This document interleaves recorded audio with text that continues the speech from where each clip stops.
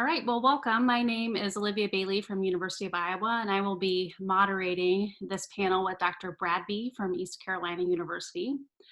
This panel is on becoming a leader, advice and experience on becoming a dean, how to develop a career in medical school leadership. And this presentation is on behalf of the SAEM Faculty Development Committee. The goal of this presentation is to provide advice and share wisdom for making the transition to medical school leadership. So we are excited to introduce you to our panelists for today's discussion. We have three panelists for you today. Our first panelist is Dr. Rebecca Smith Coggins from Stanford University, where she serves as the Associate Dean for Student Life Advising, as well as Professor of Emergency Medicine.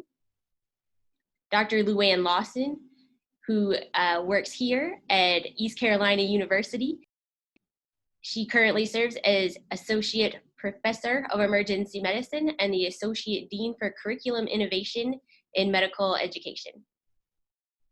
And last but not least is the Interim Chair of the Department of Emergency Medicine here at East Carolina University and the Associate Dean for Faculty Development, Dr. Leigh Patterson. To begin, we were hoping you could explain your role in undergraduate medical education, knowing that sometimes your title doesn't really encompass all that you do. My position entails sort of three components. One is the wellness of students. The middle one is one-on-one counseling or advocacy for students with an emphasis on any kind of sensitive issues. And then the third piece is the mistreatment initiative, the student mistreatment initiative. I oversee the Office of Medical Education, and my role encompasses really everything that's part of the medical education curriculum. I'm involved with curriculum development and have been working to revise the medical student curriculum into a more integrated model. We also oversee all of the assessments that are part of medical education. Additionally, we were one of the original 11 schools with an AMA grant, and so I also oversee the curriculum as well as a faculty development program in health system sciences. Additionally, there's a lot of other things that go along with the role that are completely unanticipated, like how to deal with re-entry of medical students into a post-COVID world. So I think part of the aspect of my role, and for many of these types of roles, is just being agile and being flexible and being able to adapt as the needs arise. Thank you very much. I have the smallest role in undergraduate medical education of our panelists today. I currently really work almost exclusively in UME just with medical students going into emergency medicine and rotating through the department. In the past, I've been a clerkship director for a radiology clerkship, have worked with our executive curriculum committee, but much more of my role is in operations and is working a little bit more with faculty than with true UME students today. Great. Next, could you please tell us kind of what it is that you love and what's so special about your position? I graduated in my career from being a residency director to working in faculty development, and it's a different group of learners, but I still enjoy the same thing, which is watching people succeed at what they're doing. I've loved watching faculty develop and grow and pick new career paths. I certainly love that as a residency director, but that's, I think, been quite gratifying and what I enjoy about it. I still really love being a doctor, and being an emergency medicine physician is still very central to what I do, but watching other people succeed, helping set other people up to succeed is something that brings me quite a bit of joy in my space. I think one of the things that I really enjoyed about my role and when I initially became involved in education was the opportunity to really see gaps and work on gap analysis, and then really work towards innovating and being able to define what the educational process should look like and be able to identify best practices. And so I really enjoy working with both students and faculty. It has been a wonderful way to really engage all the stakeholders in defining what the forward path of medical education needs to look like in the future. I think that's one of the parts I like best about my job, is that there's always an opportunity to try something new, to keep working towards improvement goals, both with students and faculty. And it doesn't mean that they always agree with some of the decisions that you've made or that things always work out perfectly. But I think by really involving all the stakeholders in the process, there's a lot better understanding about why different paths were embarked upon. And I enjoy that collaboration with the stakeholders. I love a number of things about this position. There's an opportunity for creativity, which I really love. Like when I started this role in 2006, it was just me. And I really needed some staff. And so I decided to create this Office of Medical Student Wellness. And now there are 3 of us. And so we're a small but mighty office. And so that piece is fun. We also felt that our students needed better access to mental health care. So this past year, helped to build the mental health team, and that is within our office too. We've hired a psychiatrist, and we're in the process of hiring 2 therapists. So that piece, the program development, is really fun. I like the curricular development as well.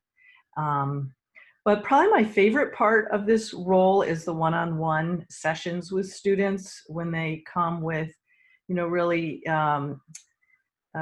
difficult scenarios in their lives, whether it be kind of common ones, anxiety, not doing well at school, not enough time, trying to figure their lives out or their direction, to some very kind of unique issues. And being an advocate for students is a big part of my role, especially these days, because one of the constellations of mistreatment is around racism and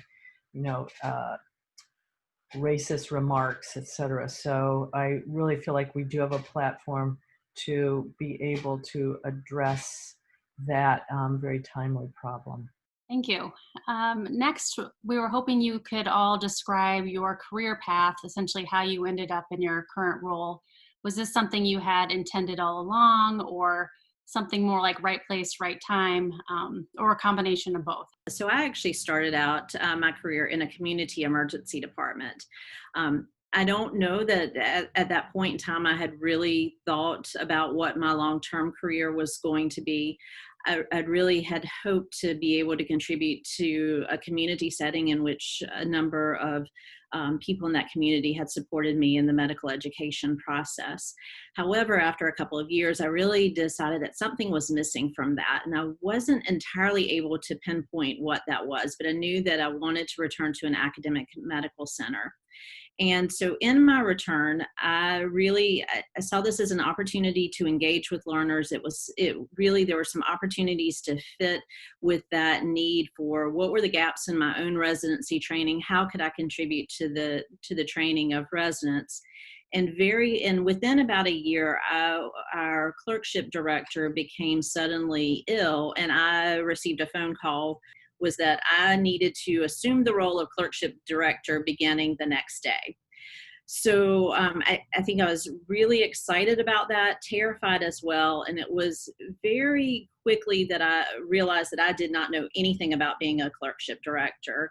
And I actually embarked upon a pathway to obtain my master's in adult education. It only took one round of providing feedback, instructional design strategies, developing a test, and I realized pretty quickly that I didn't really have the background or the resources to be able to draw from, especially stepping into that role with such suddenness. I really had no opportunity for preparation whatsoever, and I said I was in the right place at the right time, or maybe not the right place at the right time, that really started me on this pathway. It isn't really as clear to me, and I think some of these discussions have been very helpful in thinking back. There were lots of things that I had done to prepare, and I knew I wanted to contribute in some way to the education of learners. I definitely didn't have a grand plan of how I would embark upon a career in the dean's office But looking back, there were a series, I think, of events in which I said yes to lots of things that I wasn't sure whether they really exactly fit with my interests, but they provided me with the background and the experiences from which to draw. So I participated in an admissions committee. I participated in the curriculum committees, and it was really a way to stepwise engage in some of the activities that I wouldn't normally be a part of, and then be able to really decide whether that was something I enjoyed or not. I definitely didn't have the preset plan, but all of those experiences, I think, really helped contribute and be able to prepare. For me, it was a combination of both. I feel that I was fortunate in that my main goal in coming out of residency was to go into academics. I really wanted to be a residency director, and I got to Stanford right out of the chute where there was no residency in emergency medicine. And it seemed like a great place to build a program. So within 3 years, we were able to start a residency, and I was fortunate enough to be able to be the residency director, which I did for 12 years. Learned a lot about leadership and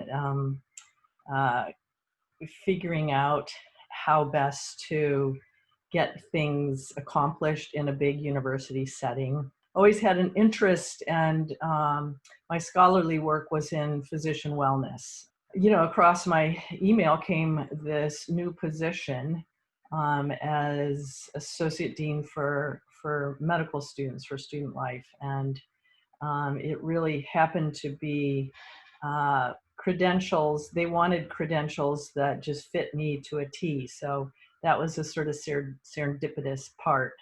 I interviewed for it and felt very confident moving into that role just because of my own track record of working with, you know, learners, the residents, as well as physician well-being.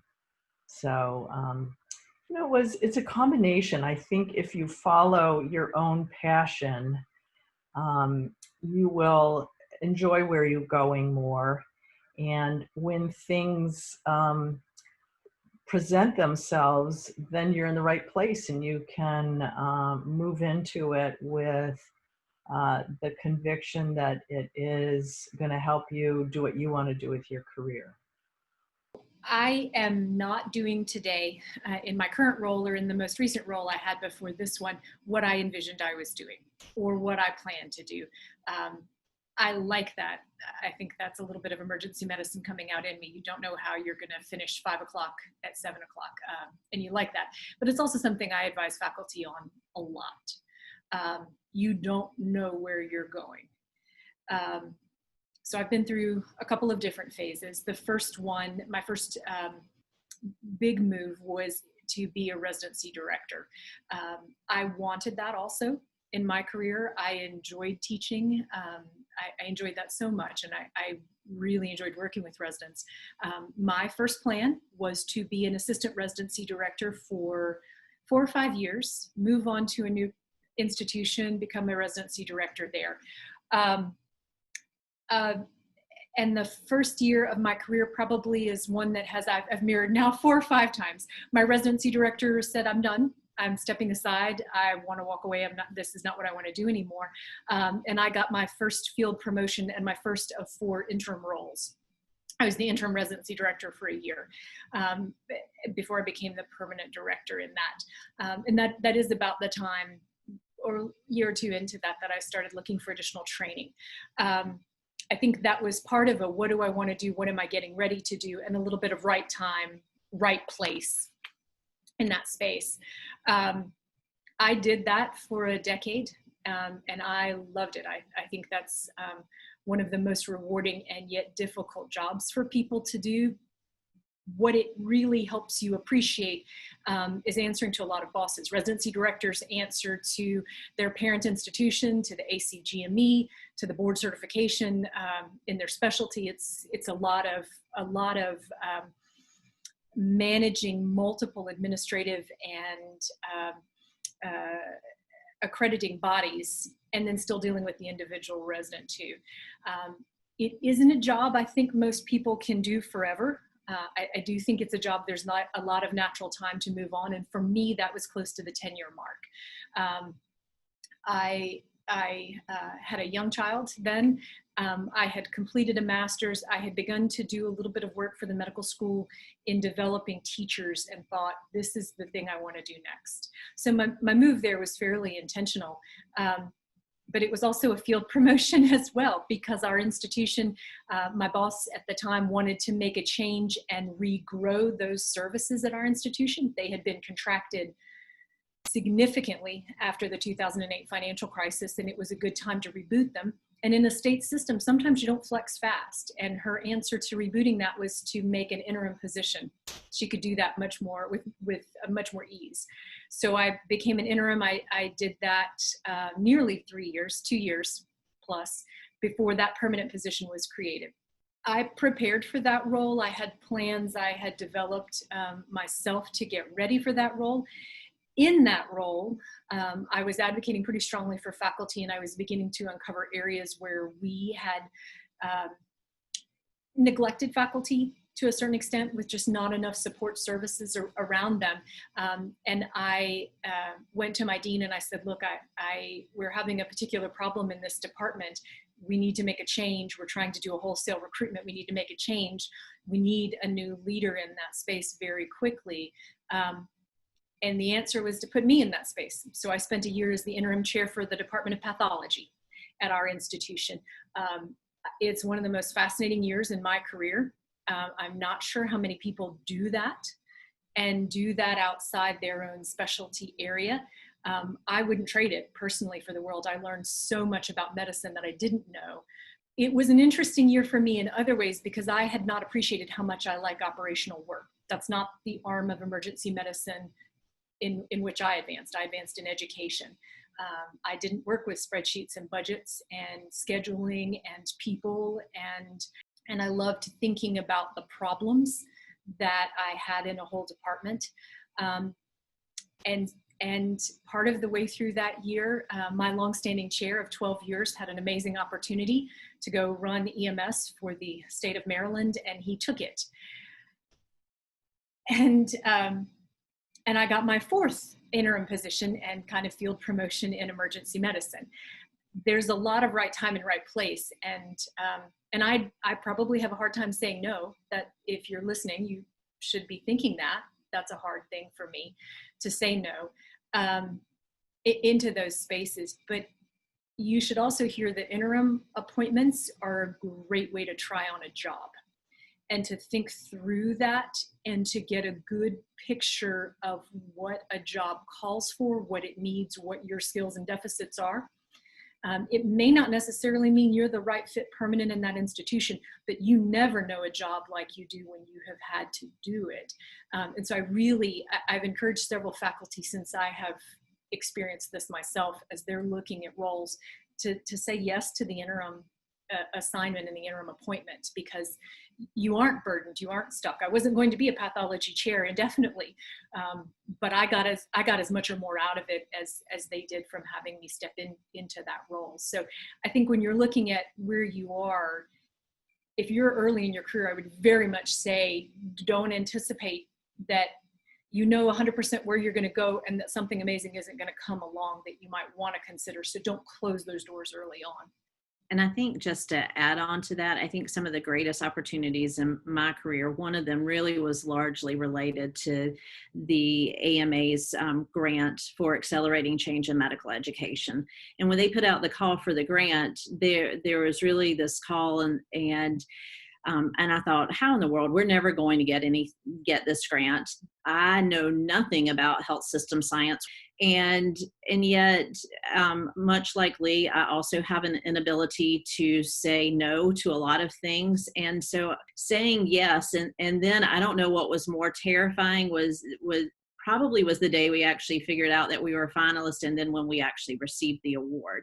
Again, I wasn't prepared for that role at all, but it really was one of the greatest opportunities of my career and opened up tons of collaborations outside the university, tons of collaborations and mentorship beyond even emergency medicine. And additionally, even as part of that, I think what I thought I was volunteering for was writing a book chapter. And somehow I think I accidentally volunteered to be an editor of a textbook. And so again, I was horrified at the initial pass and felt the need to disclose my ignorance and my lack of maybe formal training or previous training in that. And they were incredibly tolerant and were like, no, we want you to do this. And again, those were career changing experiences. I think Leigh really pointed out the difference in what an interim appointment looks like and the advantages of being that person. There are some challenges. So I'm a person that through sort of competency and demonstration of capacity and willingness to say yes to things, that I really received promotions in this sort of 20, 40, 60, 80% of now of my time is spent in medical education. And that really is a little bit different. It looks different in that by virtue of not participating in a search, I think sometimes you have a tendency just to have things added to your plate on a regular basis and maybe not have the opportunity to really critically think about that. I just want to briefly also add on to what both Luan and Leigh have said. I too had an interim position. It was 1 year out of residency, and the gentleman who hired me, the division chief, left me the department. So I was 1 year out of residency and a division chief. And, it was one of those years I was kind of flying by the seat of my pants. I think the emergency medicine personality just rises to that kind of occasion. I knew nothing about budgets and just kind of each month made sure that it looked like the budget a year ago that month so that nobody was taking our money or et cetera. And I was very glad not to have to do that job anymore. And it pretty much for my entire career made me realize I didn't want to be a department chair. So that was a useful, that was really useful because I otherwise might have chased after that kind of a role and then been unhappy with it. How do you evaluate what experiences and skills do you need for that position? How do you develop those skills once you figure out what it is you needed? And then what education or training were prerequisite or a result of those positions?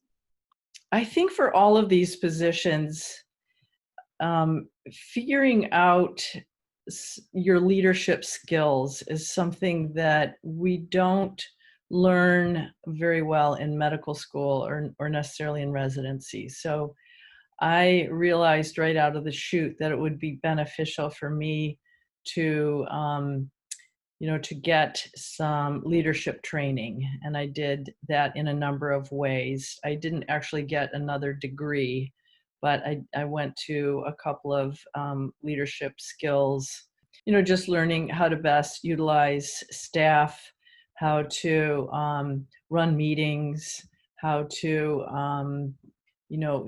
kind of figure out the politics, et cetera. It was really very useful for me. And I think that kind of leadership training is essential. I think there's some things that emergency medicine very much helps set you up for in taking leadership positions. On any given day, going through the department, working with the patients, you don't know what you're going to see. With the team, you don't know who you really have until you get there to start with. You do a tremendous amount of tactical leadership. We're very good. And after even a few years as an attending, you have a different sense of problem solving, a different expectation to solve problems, and you're accustomed to constantly solving little problems and making a lot of decisions and making them very quickly. And I think that sets you up really well for advancing in your career. I think when you look at positions, your strength can be your weakness. So I think we have all been probably quite useful to our administration, to our leadership, because we solve problems. And we're accustomed to assuming from the beginning there is a solution. right? We look at a patient who comes in the emergency department who can't breathe, who's swollen, who's vomiting, and we don't say, you know, I'm not sure we're going to be able to intubate or take care of this patient today. That's a non-issue for us. And over time, that approach to problem solving really permeates everything we do. So that's our strength. Our downside that I think we have to think very carefully about when we advance out of EM into other problems and other practices and other areas of leadership is that we should do that sometimes. We will begin to solve a problem, we'll say, yes, we'll work on it, and we won't know what the scope of the situation is. We won't know what the goals of the program are. What are the goals of those people to whom we now report? And what are the finances? I think if you're looking to advance in leadership, there is no end to the amount of finance education you could have. I don't think you need a business degree. I think many people succeed very well without a business degree, but understanding something about the finances and the scope of the situation are very important. When you leave EM, you leave what is our world and what is our vernacular and our language and our shorthand communicating with other people. And we communicate with a variety of people, right? Everybody from an angry family member 2 states away to an angry consultant surgeon in the same space. We can manage a lot of that, but we don't necessarily know what other people's contexts are. So when you're looking at that new job, getting time to look around, listen, get the scope of what the situation is, to whom do you really report? And what's that person or person's goals? What are their real problems to be solved? And what are your resources to do that? I think a lot of us who are faculty and maybe didn't have responsibility for budgets aren't accustomed to asking for resources or getting a sense of what resources are even available. So I think when you look at what a job needs, it's always going to need that. I think when you're looking at what else you need to do, I would agree completely. Getting some more leadership education, and there's so much of it out there, can be very helpful. It should include a self-assessment of what you're good at and what you're not. I personally like a lot of assessments, including Myers-Briggs, and having a sense of personality type and recognizing how other people communicate. I like many of those same scales in education that come out of adult education, whether or not we are global or sequential in our worldview and assimilation of material is very helpful to me, because you need to assimilate a team that covers your weaknesses. If you have the opportunity to pull a team in to lead and to lead that team and they're your choice, you should be choosing what balances you out, rounds you out, and challenges you and plays to your strength. And so I really think your education should include that self-evaluative part of it. The other additional piece that I would note is, and it's included in the leadership component, is really thinking about change management. Every one of our jobs actually deals with something that needs to be changed or addressed in some way. And most of us don't have the goal of staying stagnant. But not all of our colleagues see the world in exactly the same viewpoint. And so convincing them, both students, whether it's students, faculty, or all of your stakeholders, how they move forward really requires, I think, some significant leadership as well as change management skills. And before coming in that role, I really did not have any official training in change management. I'm not really sure that I knew what it was in a formal way.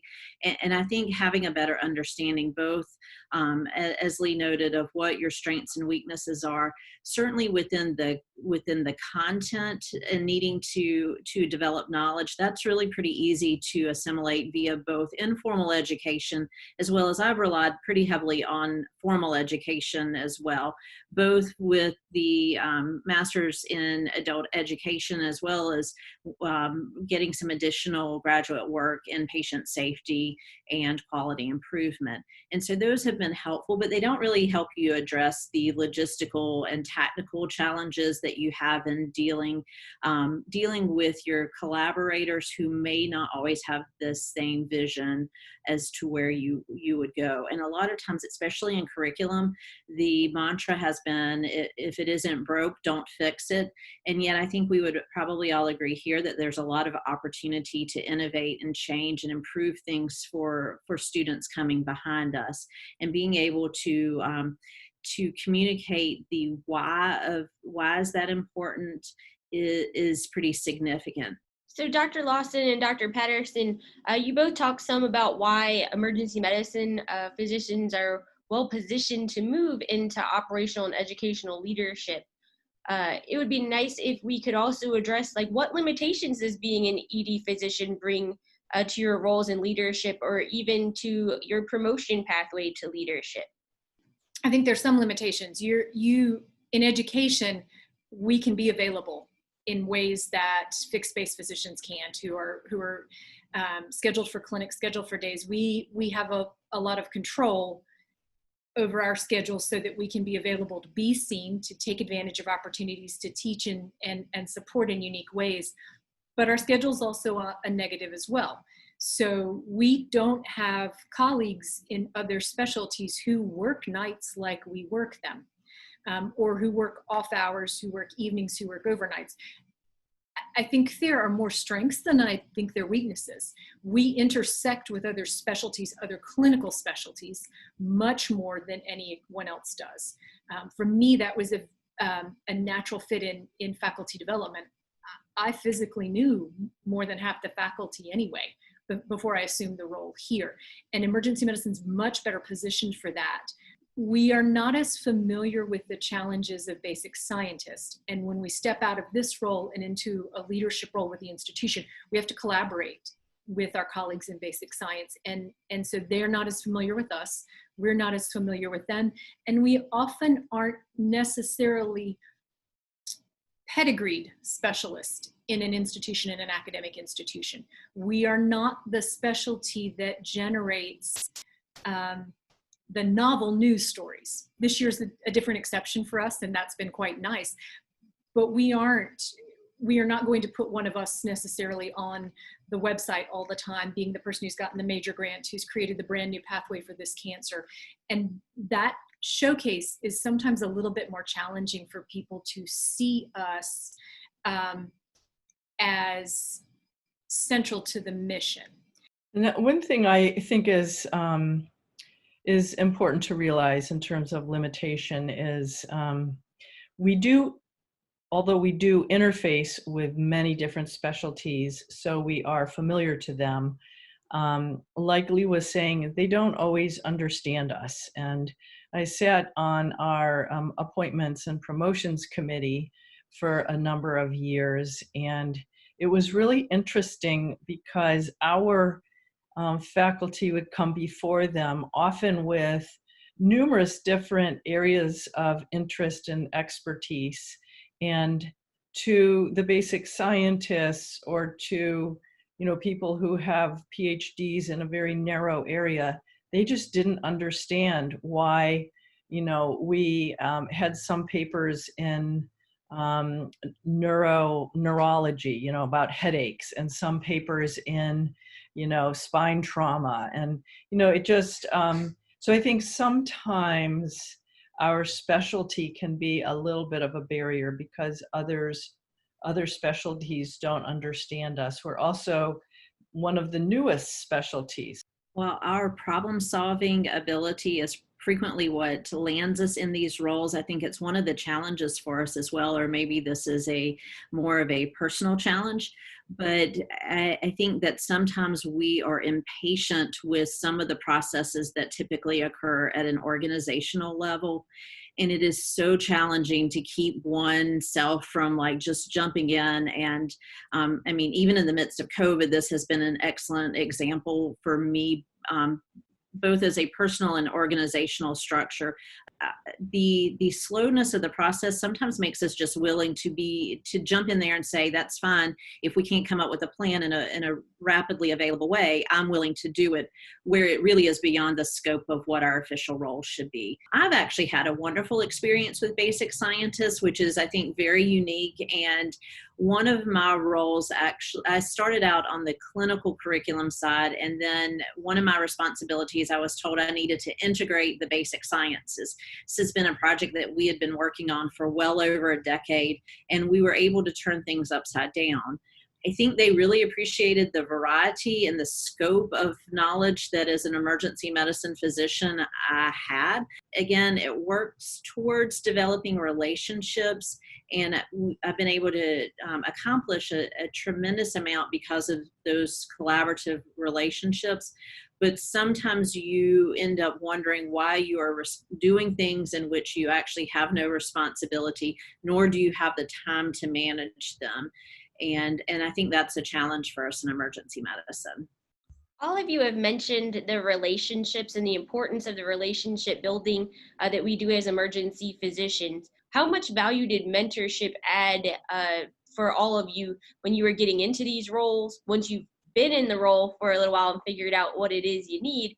And then how do you make that transition from internal mentors to external mentors?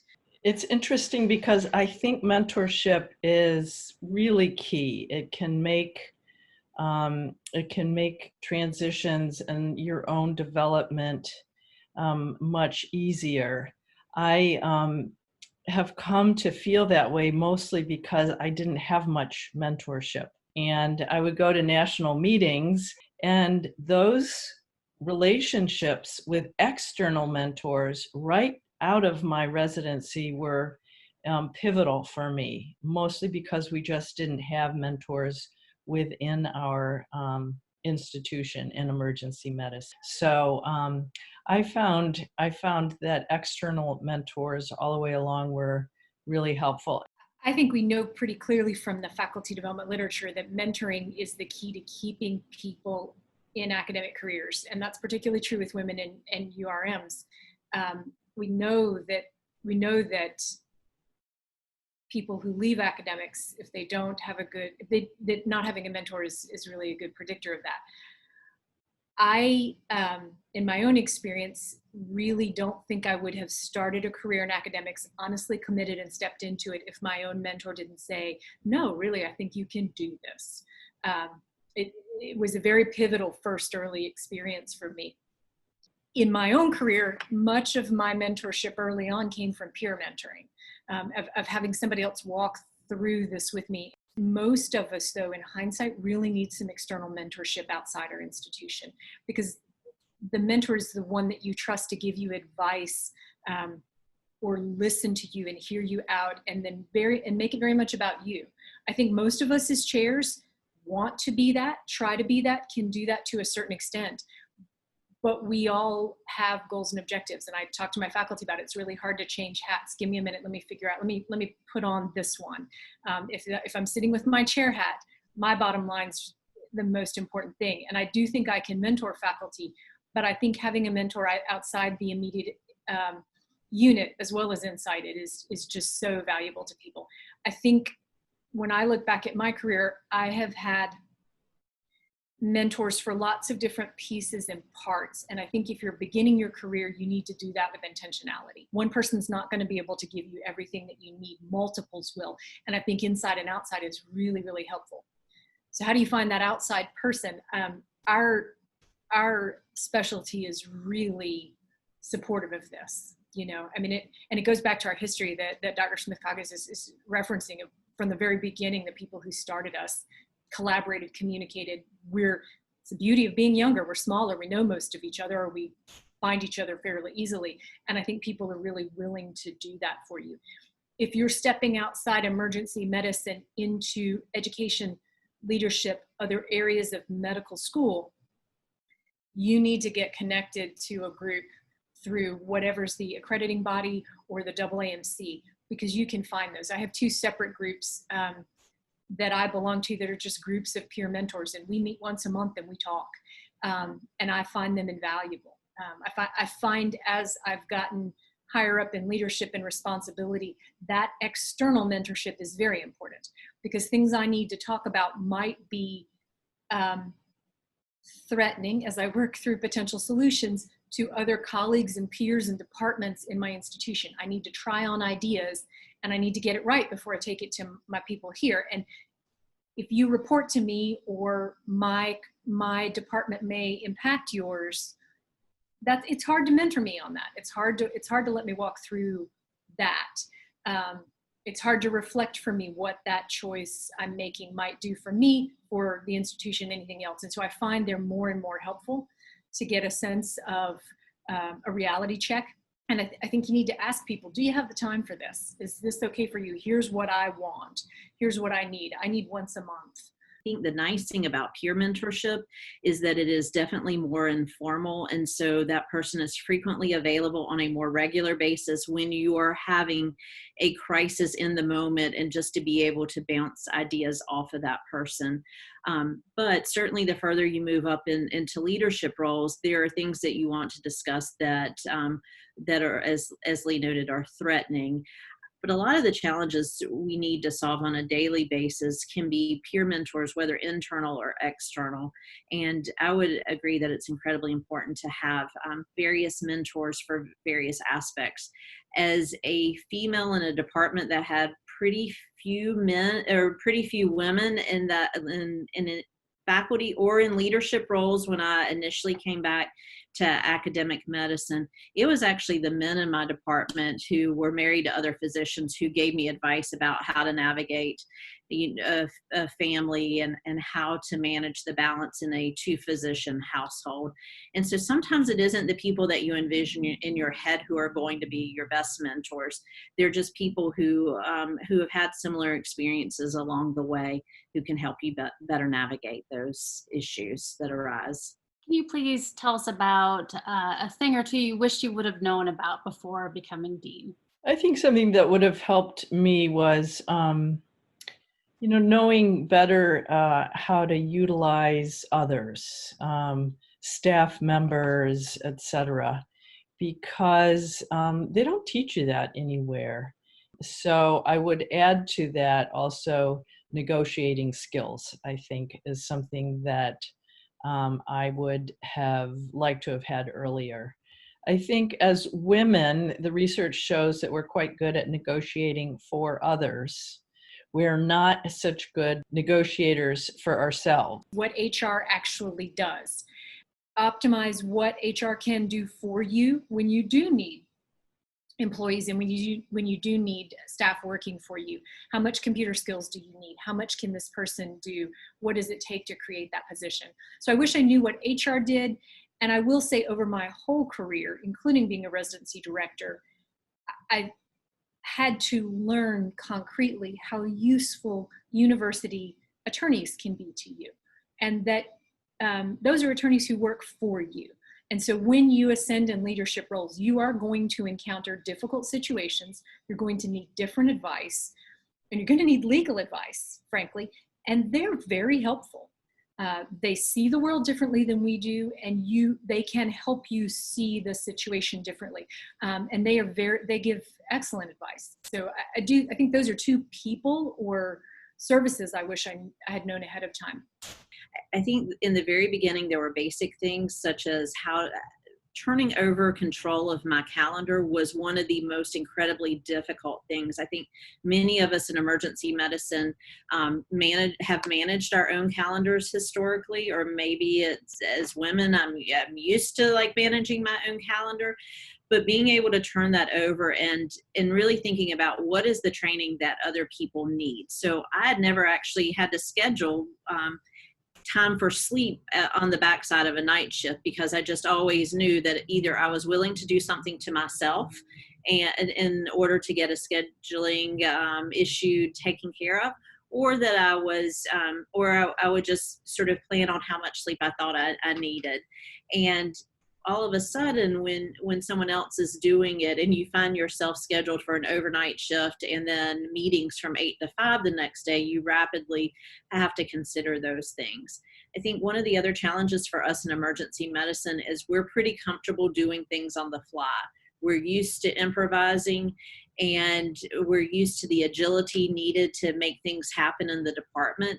And when that translates to our administrative life, administrative staff function in a different way, and it is very uncomfortable for them. And so you have to be cognizant of how the sort of facets of your professional life impact the others around you.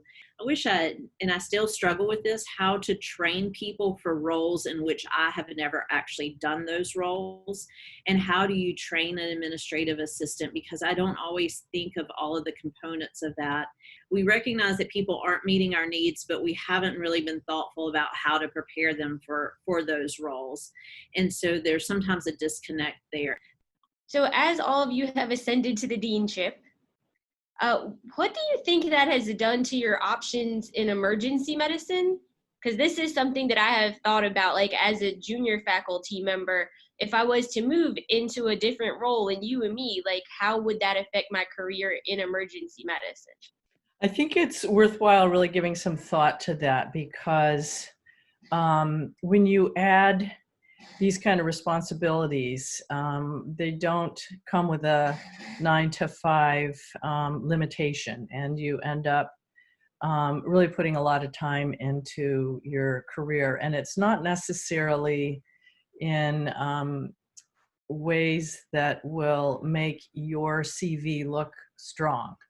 I mean, the title helps, but you really need to, at least at Stanford, publishing is key, and getting to that associate dean level, I found to be something I really had to focus on. And I would not have wanted to try and carry this load of an associate dean responsibility without already having acquired that level in my career. So I think it's worthwhile being a little careful and intentional about that. I think if you're looking at where we are now from the perspective of being an early career physician, the first thing you need to do is look at your institutional guidelines and understand what it takes to advance, and then look at your institution and understand what does advancement academically as the individual faculty member, what about what you want to do is incumbent on that. You don't advance in a very traditional institution if you were not scholarly, if you did not amass a scholarly production. So you need to know that before you start. I would absolutely agree that before you commit to this and you start peeling away from EM, that you're where you need to be, because it is very difficult to go back. You can change, but it's tough to go back. So know where you need to be with that. And you need to know that most of us in our appointments as deans and assistant deans serve at will. So I have tenure in emergency medicine. That's a different process to undo that. I could always retreat from that. If I no longer am successful based on my dean standards and assessment in faculty development, that goes away. That goes away. And so when you're at that place or where you're considering, do I want to walk completely into a dean's role? You need to understand that. I was still at an assistant professor level when I began moving into the dean's office, and yet on a traditional tenure and promotion track. And so I was probably not as good as I should have been at being able to delineate what the managing the work hour week. And so I think a lot of my research and publications were done on nights, weekends, and holidays. For me, I am 80% in the dean's office, and so I am not ready to give up the clinical practice side, both because I really enjoy being a physician, but it also continues to give me flexibility that if I haven't yet decided who I want to be when I grow up and I want to change something along the way, I still have complete flexibility to be able to do that. And so I think I'm able to try to pick out the best parts of those worlds in order to combine them. But I do like the fact that there's flexibility. So I think we've been really lucky today to have the three of you share your experiences in ascending to the deanship and how that has tied into emergency medicine and how your skills in EM have applied to your new roles. So in closing, if you guys could give us one piece of parting advice as we end our panel discussion. Follow what you're passionate about, because you're going to really do that. You're going to excel in something you really care about. If you find yourself just doing something because it looks like it's going to get you someplace, it's not really what you're passionate about, it often will backfire. I would say be open to the opportunities and be open to the possibilities. that something, that your next phase is going to be something amazing that you can't anticipate. And I would encourage people to say yes to lots of opportunities along the way. Try things out, see what works for you. Can I add one more? It's not really fair to get to, but one thing we haven't talked about is the importance of the pivot. And, like going from residency direction to deanship, those kind of things, they can really bring a breath of fresh air to you as an individual and your career. So don't be afraid of the pivot. That's my second one.